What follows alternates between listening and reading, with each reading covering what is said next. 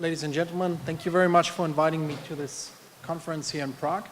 I'm very honored that I got the invitation to speak about the IDW S11. First of all, let me introduce myself. My name is Florian Rieser. I'm a KPMG partner in Munich, and I'm responsible for KPMG's restructuring business in southern Germany. I'm also, okay, you can't hear me? Sorry for that.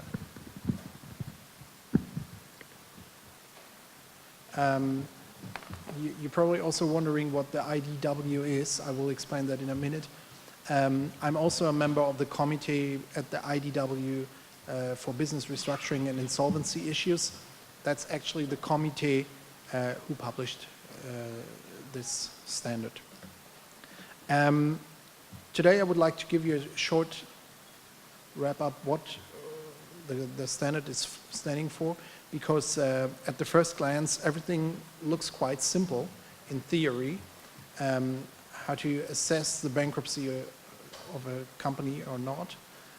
It looks quite simple in theory, but unfortunately in practice it's not as easy as the legislators often think, and they make it quite complicated for us with the laws they release. First of all, I would like to explain what the IDW is. It's das Institut der Wirtschaftsprüfer in Deutschland, the Institute of Public Auditors in Germany, Incorporated Association. That's the English name, and it's a privately organization. And as it is a privately run organization, of course the standards which they publish do not have a legally binding character. But later on I will explain why the influence in Germany is still quite large of these standards. So what is the IDW S11? I will refer to this as only as the S11, as the IDW is always quite complicated to pronounce. What's the standard about? It's mainly based on the German insolvency code, the Insolvenzordnung. So it's not something new, it's just the standard tries to translate the legal language into a business language, and tries to clarify some of the decisions rendered by the German Federal High Court, and tries to translate them into a language that can be used by practitioners in their daily work. As the standard is based on the current legal regulations, the German Insolvency Statute, including all relevant decisions by the German Federal High Court, it somehow becomes indirectly binding for everyone. So the standard itself is not really legally binding for everyone, but as it only summarizes the decisions of many German courts, especially of the German Federal High Court, it indirectly becomes relevant for nearly everyone in this, who is working in this sector. And the main thing in Germany that we have at the moment, and where we have a lot of problems with, is that we always look at one legal entity. We do not have an insolvency law for group insolvencies. That is something that is currently discussed in Germany. I understood also in many other European jurisdictions, but at the moment we unfortunately always have to focus at one single legal entity, which leads to the problem if we look at larger group restructurings. We sometimes have hundreds of entities that we have to go through these proceedings here. So in Germany we have three reasons to file for insolvency. First of all, it's illiquidity. That's pretty obvious. I think in most jurisdictions of the world, illiquidity is a reason to file for insolvency procedures. And then the second one is over-indebtedness. And I was just delighted to hear from the last speaker that obviously here in the Czech Republic you have more or less the same Because if we have cross-border restructuring cases, especially with our Anglo-Saxon colleagues, Mexico or Southern America, they don't even know the word over-indebtedness, so we always have problems explaining them why it is so important and why we have to keep an eye on it. And, but obviously it's pretty much the same in the Czech Republic. These are the two reasons. If they exist, the management of the entity has to file for insolvency. And then we also have the imminent illiquidity. I explain that later on the next pages. And that is really, it's a right to file for insolvency procedures, but not an obligation for the management. So if we look at the first reason, illiquidity, it sounds pretty easy in theory, and also if you read the law, the debtor shall be deemed illiquid if he's unable to meet his mature obligations to pay. I mean, that's pretty obvious for everyone here in the room, but in theory, in practice, it's not that easy to assess which obligations are mature, which not, and which can be covered and which not. So the second one, where the management has the right to file for insolvency, the imminent insolvency is the debtor shall be deemed to be faced with imminent insolvency if he's likely to be unable to meet his existing obligations to pay on the date of their maturity. This, of course, leaves a lot of space for speculations, but therefore it's only a right to file for insolvency proceedings, not an obligation. And then the reason where we have the most discussions about is over-indebtedness. Over-indebtedness shall exist if the debtor's assets no longer cover his existing obligations to pay, unless it is highly likely, considering the circumstances, that the enterprise will continue to exist. So, as I understood from the previous speaker, this is pretty much the same definition as in the Czech Republic, and there come already a lot of problems into it. First of all, valuation of assets, valuation of all obligations, and the balance sheet is just the first step of it, because in the German over-indebtedness assessment, of course we start with the regular balance sheet. Doesn't matter which financial reporting gap it is set up in, but based on these numbers we then have to get to the fair values, and we have to show hidden reserves and of course also hidden burdens. We have to show the liquidation costs and whatever will come up until the liquidation of the company. So the standard, as I already said, tries to give a guideline or give some guidance to the practitioners on how to evaluate whether a company is bankrupt already or has to file for insolvency or not. If you see here, the first step that needs to be taken is we need a financial status. Financial status means we compare all the current available liquidity against all the mature obligations. And if that is positive, there's no need to go to step 2, but normally the companies we work with, step 1 is negative, so the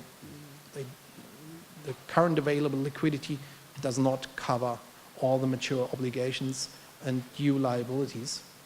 Therefore, we have to set up a financial plan, because the German High Court rendered in his decision that a company is to be deemed insolvent if the current liquidity does not cover the due liabilities, and this status will remain for longer than 3 weeks. We'll come to the 3-week problems later on. So once the financial status is negative, we have to set up a financial plan, and hopefully, this financial plan shows that the negative status remains only for less than 3 weeks, then the company does not have to file for insolvency. And this slide shows more or less the scheme that we got from the Federal High Court in Germany, and it shows a 10% gap. My colleagues in the morning, they spoke already about this 10% gap. The German courts said in their decision that the gap needs to be substantial. So if only, for example, a huge car manufacturer in Germany, at the end of the month, they are missing €5, it's obviously not useful to send them into the insolvency procedures. So it's always a gap larger than 10%. So we set up the financial status, and once we have the status negative, we go on with the financial plan. If the 3-week liquidity plan shows that the gap is, after 3 weeks, smaller than 10%, that's the alternative over here, and then we're just speaking from a payment delay. And if the gap is getting larger than 10%, and we're coming down to this way, we talk about an illiquidity, and in this case, the management has to file for insolvency.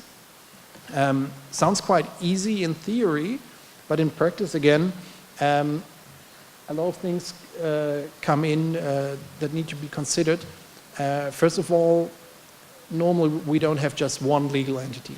If you have to do it for one legal entity, it's just easy, but normally we see 10, 20, 30 legal entities within a group transferring cash from all over the world, from one entity to another, and normally connected with a cash pool. And that means that if a cash pool is in place, you of course always have to take all of the companies into account, which might take a lot of time and a lot of effort to get the data. So if we cannot close the liquidity gap, as I just said, we are in the status of illiquidity where the company has to file for insolvency. This is the easiest part of it. So if we're looking at today, and we see that within 3 weeks, we cannot come above the 10%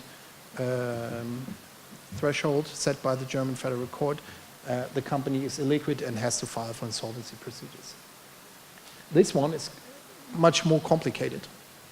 It's only a payment delay, and the management does not have to file for insolvency procedures. And now comes the largest problem in practice, because whenever you come to a company, this is the actual situation, but they will always show you a financial plan that looks like this. So in the end, what we have to do, that's the majority of the cases, and they will always show you the financial plan like this. So we have to assess our own financial plan and have to come up with an idea whether this is feasible or not. This shows an example of how a financial status could look like. So we of course start with cash and the remaining free liquidity from any revolving credit facilities or whatever they have in place, and compare this to the due payables. Of course, this is a very simple example, but you see here in the end, we come up with a liquidity gap of 4%. The liquidity gap of 4%, as we said, is below 10% threshold. So this would not be a problem at the moment. But if we then look at the next 3 weeks and we see we have only outgoing cash, we just wrote here transactions in January, so that the gap is getting bigger and bigger, and after 3 weeks we end up with 8%. In this case, we cannot just lean back and say, well, it's all okay because you're still under 8%. We have to extend the financial plan and see what happens afterwards. Because if we're going above the 10% thresholds afterwards, of course we have to file for insolvency at the starting point and not at the time we go under the 10% threshold. The 10% threshold, it's very often discussed in Germany. It's more or less an academic discussion, because most of the cases that we see in practice, they look like that. And the cases that are really for weeks and weeks around 8 to 12% in the liquidity gap, they are really rare, and I haven't seen them in the last 15 years. So the practice looks like this, and normally if you start with a liquidity gap of 30, 40, 50%, you end up with 80, 90 after a few weeks. Here's the example then on, that's pretty clear, this example. When we end up with 15%, the definition of illiquidity is fulfilled, and the management has to file for insolvency procedures. What are the main problems in practice? Probably many of you here in the room know, if you arrive at a company that is in severe financial problems, the reason normally is that they do not have transparency on their data, that they do not have transparency on their available liquidity, they do not have that you creditors ready in the way that we need it. Therefore, the correctness, coherence, and consistency of the planning assumptions for the financial plan normally do not exist. The management does not have any idea on how they have to move on in those situations. And often they, especially if we talk about smaller or medium-sized companies, they are advised by legal advisors who are also not familiar with the problem.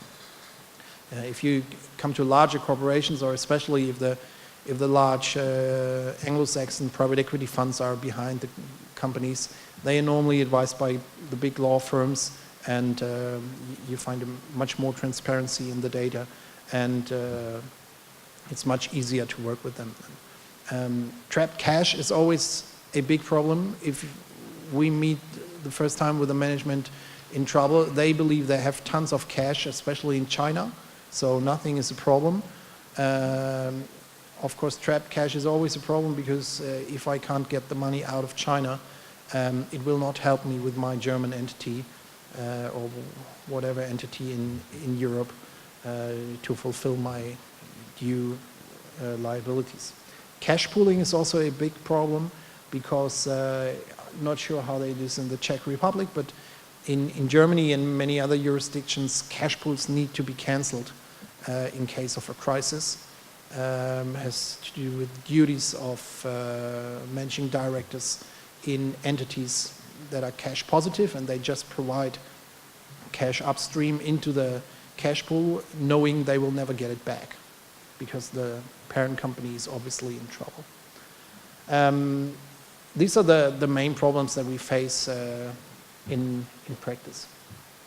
The imminent liquidity, which provides a right to the management, is also not really a big issue in Germany. It became more important once we got the new Insolvency Act a few years ago, because if you want a debtor in possession proceedings, the so-called Schutzschirm, which is similar to a Chapter 11, you are not allowed to be illiquid. So you have to file just before you become illiquid, and therefore the imminent liquidity plays a larger role in those proceedings. That's just a visualization of how a imminent liquidity can look like. Why are they not that common in practice? Because if you have 12 or 24 months ahead before the illiquidity comes in, this typical case would be a bond with a maturity 18 months ahead. The banks already told you they will not refinance the bond. The capital market give you a very strong sign that a new bond will also not be taken by the market. This might be one of the cases, but they are really rare, because if you have 12 or 18 months, of course you start negotiating and you're not filing for insolvency if you don't have to. It just gives you the right to file. And then the over-indebtedness is, it's not an important thing. Hardly any company files because of over-indebtedness in Germany, but it always becomes a problem when a company files because of illiquidity, and the administrators, they challenge then the filing, and they will come up with those over-indebtedness arguments, and they will say, as we just heard before, the going concern assumption was already gone long before. It's always easy if you look ex post on those things. The administrators, they will argument that the going concern assumption was gone long before, and of course the company was in over-indebtedness. 98% of the companies in crisis situations are in over-indebtedness, and afterwards it's easy to argument. Therefore, whenever we advise a company on insolvency issues, we always prepare an over-indebtedness status, because once it is clear that banks or whoever will refinance it, that they're not going to do it, you need to immediately know whether there's an over-indebtedness or not, because if it is, then your going concern premises is gone, and then you need to file for over-indebtedness immediately. You see, it's also a two-step approach. The first step is the going concern assumption, same as we just heard. As long as it is positive, because you can say, well, we're going to find a bank that refinances us, which is in many, many restructuring cases that we all know is the case. The company is over-indebtedness, but it's still in negotiations with the banks, which is just a normal procedure. Banks are very sensitive for the situation. They will always leave a bank meeting with the closing remarks that the banks are willing to support the company, because this is the important sentence for the managing directors, that they can say, well, as long as the banks tell us they are willing to support us, we don't need an agreement, but as long as they tell us that, the positive going concern assumption can be assumed. In case it is positive, over-indebted assessment is not necessary. If it is negative, there's one case here in the middle, positive net assets. That is the case that only exists in theory. I never saw a company where the going concern was negative and the net assets were positive. That is a really rare case. This one would go into a standard liquidation, but without insolvency procedures. And of course, then it's the standard case, negative going concern, negative net assets, and then it's a clear over-indebtedness where the management has to file for insolvency. I'm sorry to interrupt you, 5 more minutes. Yeah, that's okay. I'm going to close in 5 minutes. That's just a visualization of what's happening. You see, in the end, the going concern premises is gone. Doesn't matter if it's 24 months or 24 hours. And we have assets not covering all liabilities. And the problem here is if we start with the standard financial reporting balance sheet, but then we have to switch into liquidation values, and we have to come up with hidden reserves and hidden burdens. And also we have to consider all liquidation costs within the proceedings that you can see here, that come up or will come up in the course of the proceedings.